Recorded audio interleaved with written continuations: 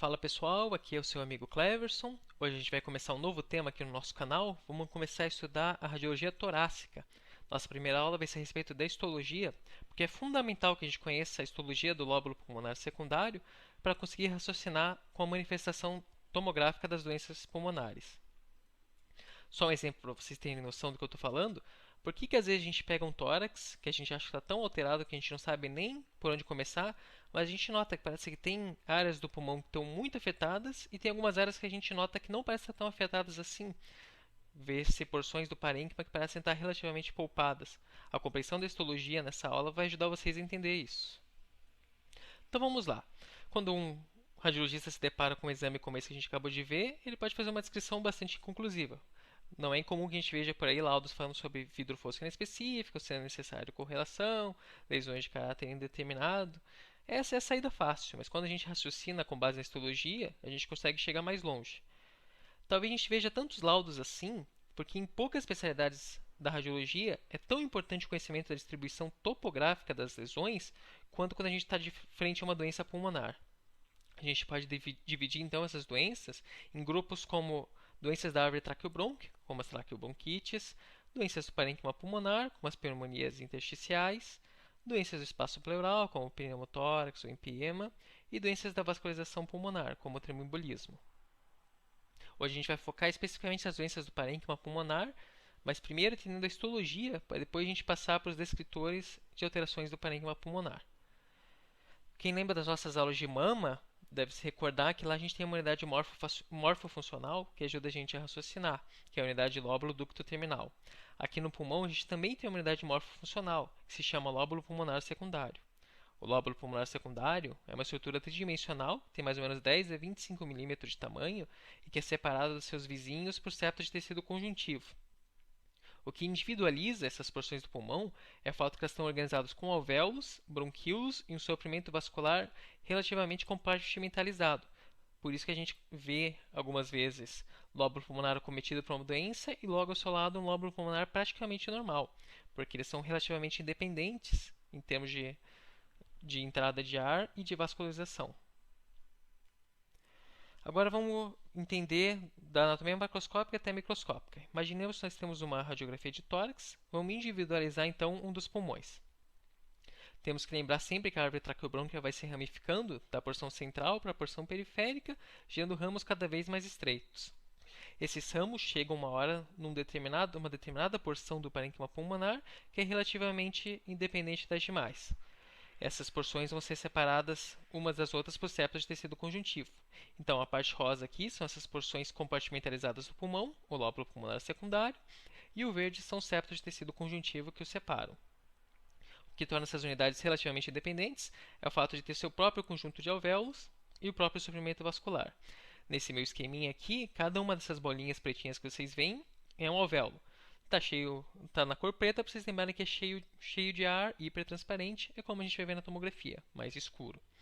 Um conjunto de alvéolos recebe o nome de ácinos, e cada um desses alvéolos tem um ductozinho que vai drenar para uma estrutura, que é um bronquíolo respiratório.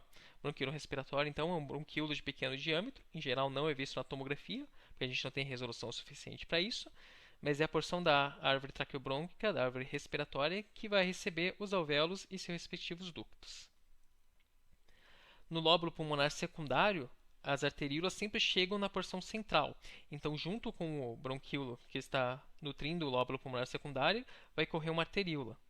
E na periferia do lóbulo pulmonar secundário, adjacente ao septo de tecido conjuntivo, que aqui estão representados em verde, a gente vai ter estruturas venosas. Então, a arteríola é central e as estruturas venosas são periféricas.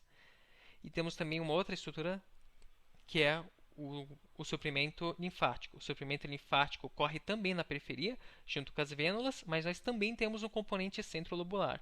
Ou seja, as veias correm na periferia, as artérias correm no centro, e os linfáticos correm tanto na periferia quanto no centro.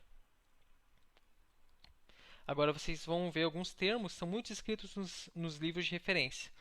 Um padrão de distribuição centrolobular quer dizer justamente achados que estão relacionados com a porção central do lóbulo pulmonar secundário. Em geral, se manifestam em doenças de disseminação pela via aérea. porque vem através do bronquíolo que corre no interior, na porção central do lóbulo pulmonar secundário, ficando aqui perto dos alvéolos e relativamente longe da periferia. E aqui, quando a gente está apontando para vocês, é o suprimento linfático, que ajuda a gente a entender um outro tipo de distribuição que os livros citam, que é a distribuição perilinfática.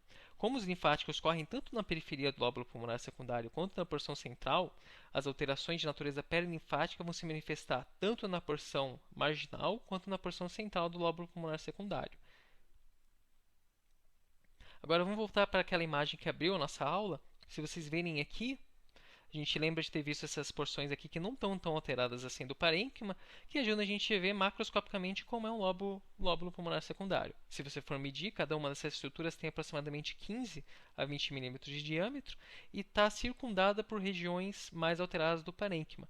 Esses outros, então, são lóbulos pulmonares secundários que estão doentes, porém esses aqui que estão destacados aqui não são tão acometidos, e justamente por causa desse contraste a gente consegue individualizar eles em relação aos demais. Essa outra imagem aqui, um paciente com edema pulmonar, a gente consegue ver na periferia do lóbulo pulmonar secundário, seguindo as setas, os nossos septos de tecido conjuntivo que ficam espessados. Então aquele triângulozinho ali no meio deles é exatamente o nosso lóbulo pulmonar secundário, e a gente consegue ver o nosso septo interlobular bem espessado justamente por causa da transudação. Ocorre um acúmulo de líquido superior à capacidade dos canais linfáticos drenarem, e aqui a gente tem essa imagem bastante feliz para explicar a anatomia, que delineia justamente a periferia do lóbulo pulmonar secundário. E quando a gente vai começar a ver as lesões, então? A gente tem que lembrar que as lesões pulmonares podem ser de dois tipos. Existem aquelas que aumentam a atenuação do parênquima pulmonar, ou seja, deixam o parênquima pulmonar mais denso, mais branco, e existem aquelas que reduzem a atenuação do parênquima pulmonar, reduzem sua densidade, deixando ele mais hipertransparente, mais preto. Mas isso é um tema para a próxima aula. Hoje a gente vai focar especificamente na histologia, e na próxima aula a gente vai separar. Vamos começar falando das lesões que aumentam a atenuação do parênquima pulmonar. E é isso. Espero que vocês tenham aproveitado a aula, tenham conseguido entender um pouquinho melhor, e é raciocinando em cima disso que a gente vai evoluindo para temas cada vez mais complexos. E eu espero que isso ajude vocês a desenvolverem uma autoestima, pelo menos um pouquinho tão boa quanto o nosso amigo Zlatan Ibrahimovic. Muito obrigado.